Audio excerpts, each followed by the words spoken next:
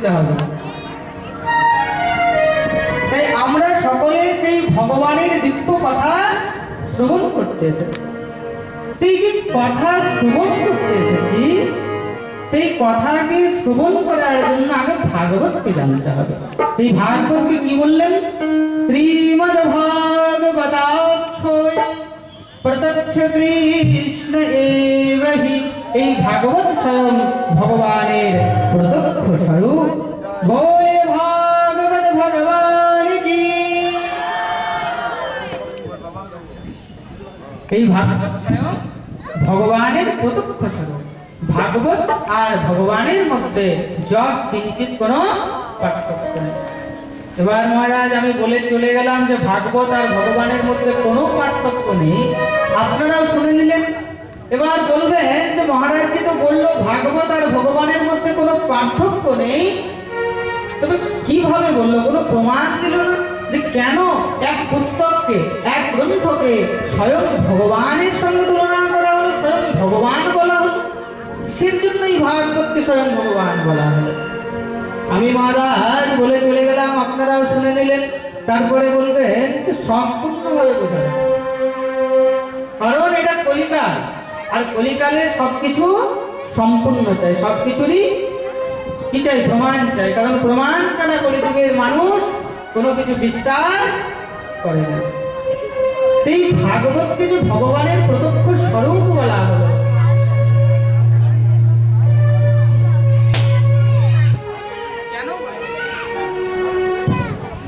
ভগবানকে প্রত্যক্ষ স্বরূপ কেন বলা হলো?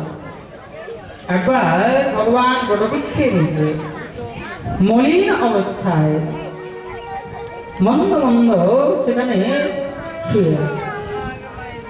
এমন সময় উদ্ধব এসে ভগবানকে জিজ্ঞাসা করলেন, হে প্রভু, কি হয়েছে আপনার? আপনাকে দেখে এমন মলিন কেন লাগছে? আমার মনের মধ্যে এত করুণতা কেন আসছে? আমার মনে এমন কেন মনে হচ্ছে যে আর আপনি বেশি দিন এই পৃথিবীর মধ্যে থাকবেন? হে প্রভু, কৃপা করে আমার সংশয় দূর করো। এই জগৎ সংসারে যদি আপনি না থাকেন তোমরা কাকে নিয়ে থাকবো? আপনি তো হলেন সদা সর্বদা পরমেশ্বর ভগবান, আর যদি আপনি না থাকেন তো আমরা এই জগৎ সংসারে কাকে নিয়ে থাকবো? উত্তম কাঁদতে লেগেছে ভগবানের কাছে। হে প্রভু, ভগবান সবকে বললেন, সব এই মর্তলোকে যে এসেছে তাকে এই মর্তলোক ত্যাগ করে যেতেই হবে। কেন জানো? কারণ এটাই হলো মর্তলোকের নিয়ম। প্রভু, আপনার তো জন্ম হয়নি, যার জন্ম হয় তারই তো মৃত্যু হয়, কিন্তু আপনার তো জন্ম হয়নি, তো আপনার মৃত্যু কিভাবে হবে?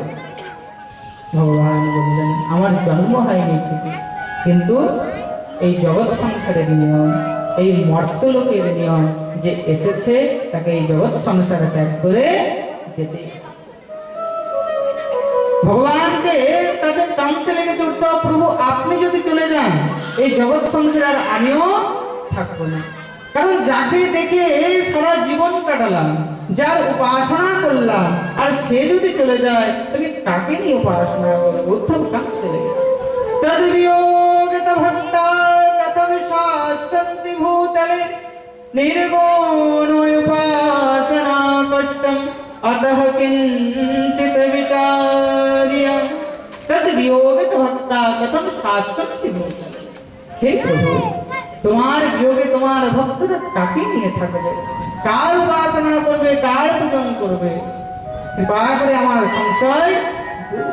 तद्वियोगित भक्ता कथम शाश्वती भूतले निर्गुण उपासना कष्टम यतः किंचित विचार्य।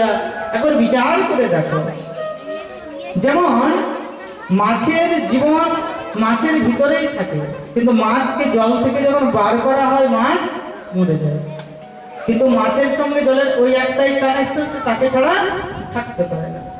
তদ্রূপ হে প্রাণ গোবিন্দ, যেমন মাছ জল ছাড়া থাকতে পারে না, তদন্তর হে প্রাণ গোবিন্দ, যদি তুমি আমাকে ছেড়ে চলে যাও এই প্রাণ কাকে নিয়ে থাকবে? উদ্ধব ভগবানের চরণ ধরে নিয়েছে, প্রভু আমি তো কোন রকম থেকে নেব, কিন্তু আগত কলিজীবের জীব কাকে নিয়ে থাকবে? কার সেবা করবে? কার পূজন করবে? কৃপা করে আমার সংশয় দূর করো। উদ্ধবের এই কথা শুনে ভগবান মনে মনে চিন্তা করলেন যে উদ্ধব নিজের জন্য কোনো কিছু চাইছে না, এই জগৎ সংসারের জন্য চাইছে। আমরা কি চাই? আমার জিনিস চাই, আমার এই করে দাও, আমার ছেলে সরকারি চাকরি করে দাও, আমার যদি ঘরটা হয়ে যায়, হ্যাঁ তোমাকে 16 মন্ডা 16 গলা দেবো। ভগবানের যিনি উৎপত্তি করেছেন তার কি কিনে খাওয়ার ক্ষমতা নেই? আমরা নিজের জন্য চাই, আমার এই করে দাও, সেই করে দাও, আমি যেন ঠিক মতন থাকতে পারি। তার জন্য আমাদের কোনো কাজ হয় না। যেদিন পরমেশ্বর ভগবান কাছে আমরা এটা চাইব যে প্রভু জগতের মঙ্গল করো, ভগবান দুহাত তুলে আপনার কি পুরো জগতের মঙ্গল। আমরা নিজের জন্য চাই, প্রভু এই দাও সেই দাও। কখনো ভগবানের কাছে নিজের জন্য কোনো কিছু চাইতে নাই। যেদিন আমি ভগবানের কাছ থেকে নিজের জন্য চেয়ে নেব, সেদিনই মহারাজ সর্বস্ব চলে যাবে। এই জন্য ভগবানের কাছে তো প্রথমত চাইতে নেই, আর যদি চাইতে নেই তো এই জগৎ সংসারের কল্যাণ। ভগবান চিন্তা করলেন যে উদ্ধবের কোনো দোষ নেই, উদ্ধব তো এই জগৎ সংসারের কল্যাণের জন্য চাইছে। উদ্ধবের মন ভালো রাখার জন্য ভগবান কি করলেন?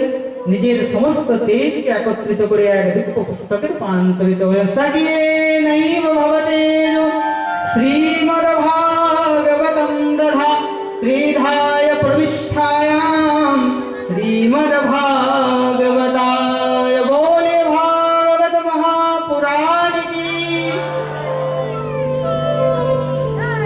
এই ভাগবত মহাপুরাণ দিব্য পুস্তক হয়ে ভগবান রূপান্তরিত হলেন। উদ্ধব দেখে তো ভয়ভীত হয়ে গেলেন, হে প্রভু এই পুস্তক দিয়ে আপনি আমার মন ভোলাতে চান না? উদ্ধব, আজ থেকে এই গ্রন্থ যেখানে যেখানে যাবে আমি স্বয়ং প্রত্যক্ষ স্বরূপে সেখানে বিদ্যমান থাকবো। তাই এখানে কোনো পুস্তক, কোনো পুঁথি, কোনো গ্রন্থ নেই, স্বয়ং ভগবান বাংময়ী রূপে এখানে প্রতিষ্ঠিত রয়েছে। রাধে রাধে বল না পারে जोर से और जोर से दोनों हाथ उठाकर जय जय श्री राधे। তাই ভগবান কি করলেন? উদ্ধবের কাছে সেই দিব্য পুস্তক রূপে হলেন। তাই কি বললো? বাংময়ী রূপ। কি রূপ? বাংময়ী রূপ। ভগবানের 3টি বিগ্রহের বর্ণন করা হয়েছে। একটা হলো চিন্ময়ী, একটা হলো মৃন্ময়ী, আর আরেকটা হলো বাংময়ী। এই চিন্ময়ী বিগ্রহ কাকে বলা? যাকে চিন্তার দ্বারা, যাকে নিজের চিত্ত শক্তির বাইরের বস্তু, যাকে এই চর্ম চক্ষে দেখতে পাওয়া যায় না, সেই হলো চিন্ময়ী বিগ্রহ।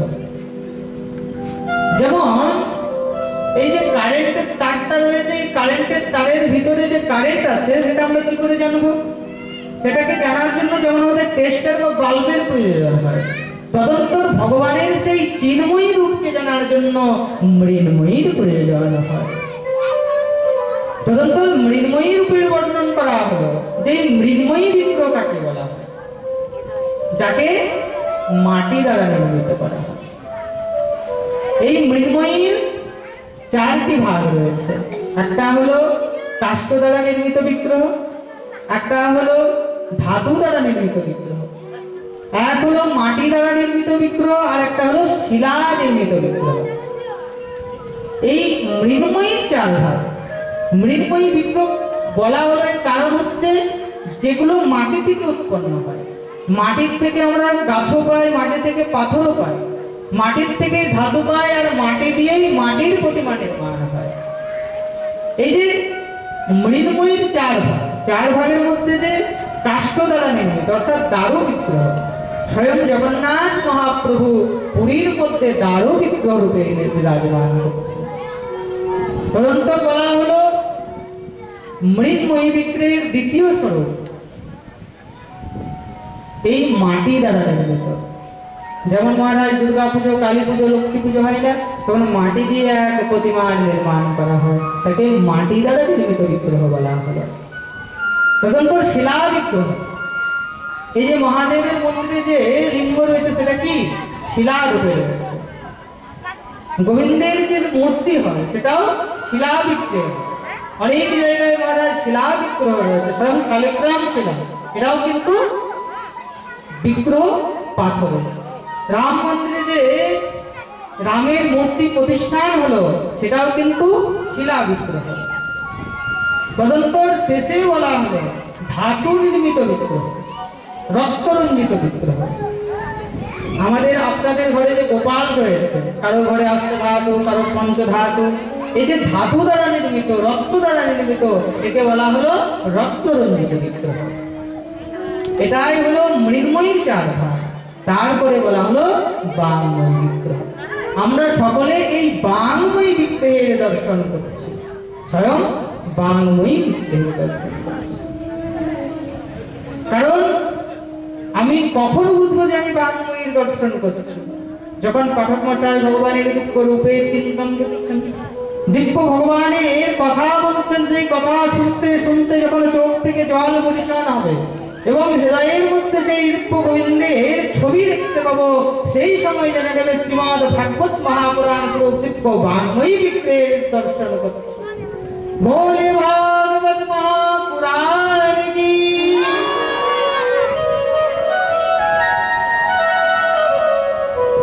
এই জগৎ সংসারে চিন্ময়ীর পর বলা হলো মৃন্ময়ী আর বাংময়ী, তিনটি বিগ্রহের বর্ণন করা হয়েছে। ভাগবতের মধ্যে চারটি শব্দ রয়েছে, ভা, গ, ব আর ত। এই চার শব্দ কেন করলেন? ভশব্দো ভক্তিবাচকঃ, গশব্দো জ্ঞানভীতঃ, বশব্দো বৈরাগ্যভীহ, তশব্দো রতবাচক। ভশব্দো ভক্তিবাচক। এই ভাগবত শ্রবণ করলে ভক্তির সৃজন হয়।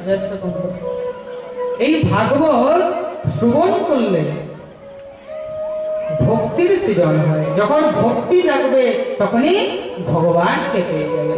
কারণ আমার ভগবান একটাই জানে, অহং ভক্ত পরাধীন, আমি সদা সর্বদা ভক্তের